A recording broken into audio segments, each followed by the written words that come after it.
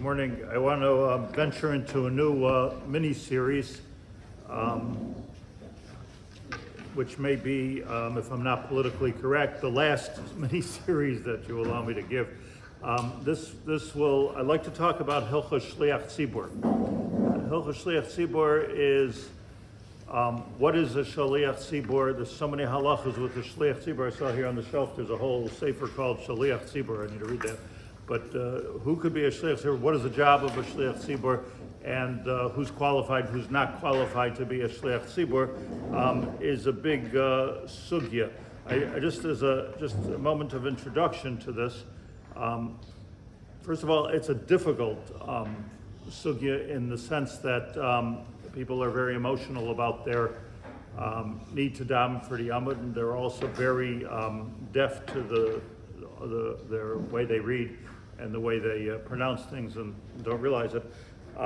In many cases, which I will show you, Moshe Feinstein, Zecher Tzaddik Livracha, instructed the Rabbanim in America, it was after the war, that the Gabayim and the Rabbanim should take it easy on this a little bit and be makel, because there was so much Ava, so much hate and politics that went on over who should be davening for the Amud and yard sites, and that he said we should be makel on it. But this is what he said. He said, and if somebody's insisting to daven and they shouldn't be davening, they can daven from Ashru V'Elotzion and on. And that was his pshara. Never a havamina that somebody, let's say it was a Machal Shabbos, should daven for the Amud as a regular davening. Yard side, not yard side, doesn't make any difference. There's a Tzibur here. But here's my word of introduction. The two things really, and then we'll start the halachas tomorrow. The Chasam Sofer writes the introduction to Nun Gimel, which is where most of these halachas are. He said there are three jobs, if you will, which are responsible for the welfare of the Jewish people spiritually, making sure everything is okay. He says one of them is sheichtim, because if everybody's eating treif, it's going to mess up our neshamas and everything that every decision that we make in every community. Obviously, we've got to eat kosher. So sheichtim are one big place of responsibility. The sofer stam, he says, are another area of responsibility. Let's say people are not wearing kosher tefillin and don't have a kosher sefer Torah, God forbid. He said, and the third one are the shluchei tzibur. He puts those are the three because they are representing the tzibur in prayer, and they're the ones that are standing in front of Hashem. So now in the Gemara, you have at least two terms that describe the Chazzan. You have someone who's in the Gemara Brachos over and over again, Yored Lifnei Hateivah. Yored Lifnei Hateivah. Just think of those words for a minute. And then in other places you have Over Lifnei Hateivah. So why sometimes is he a Yored Lifnei Hateivah, and one time sometimes he's an Over Lifnei Hateivah. And what is the Teva? Important thing. So what's clear, all the Rishonim is the Teva is the Aron Kodesh. That's what the Teva means. The Teva means the Aron Kodesh. It doesn't mean this guy here. It means and it's specifically talking about a Shaliach Tzibbur who either Yored Lifnei Hateivah or Over Lifnei Hateivah, and he stands in front of the Aron Kodesh. Very often we find in the Gemara, like Rabbi Akiva, Avinu Malkeinu, that's where that came from, opens the Aron Kodesh and davens. That's the Teva.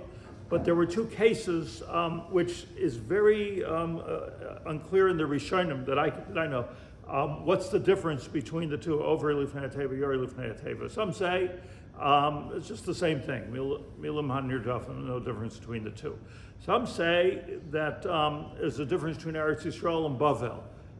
Whereas in Eretz Yisrael they said Over Lifnei Hateivah, in Bavel they said Yored Lifnei Hateivah.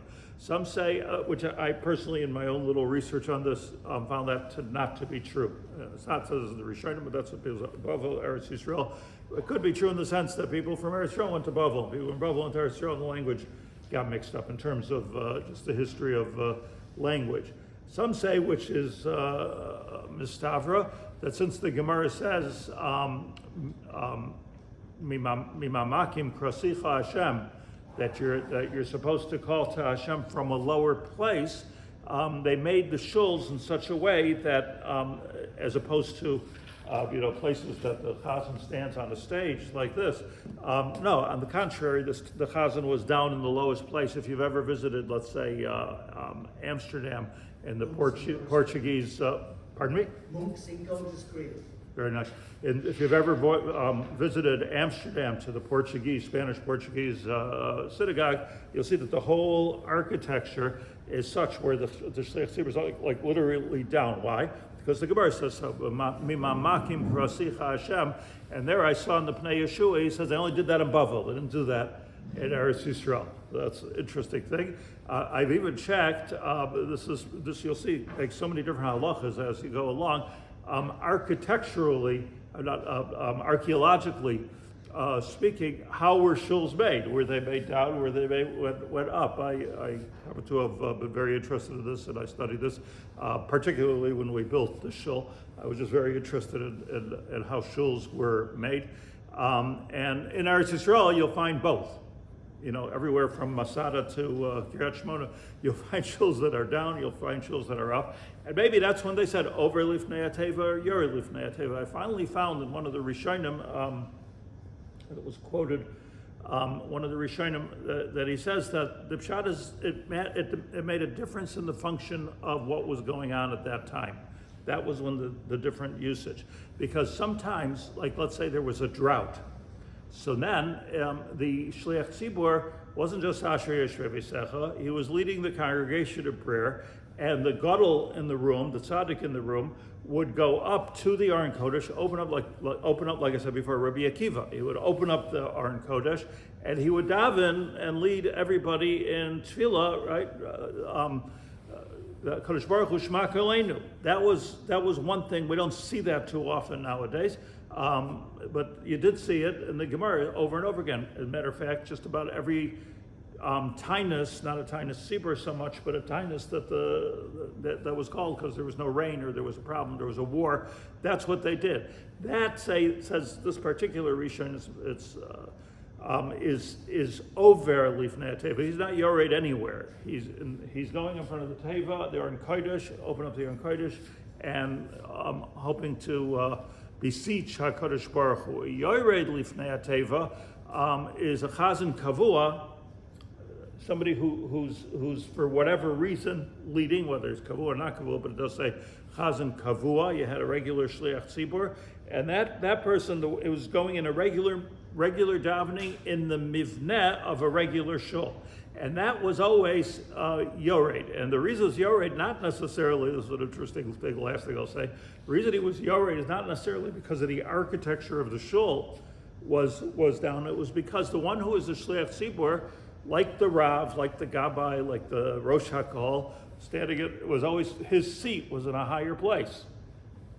Chashuva people is the way it was set up. So the Chazana, the one who's leading, he would be Yored from his Kisei HaKavod, and which was in a higher place. And this you also see in very old shuls. Sometimes the rabbis I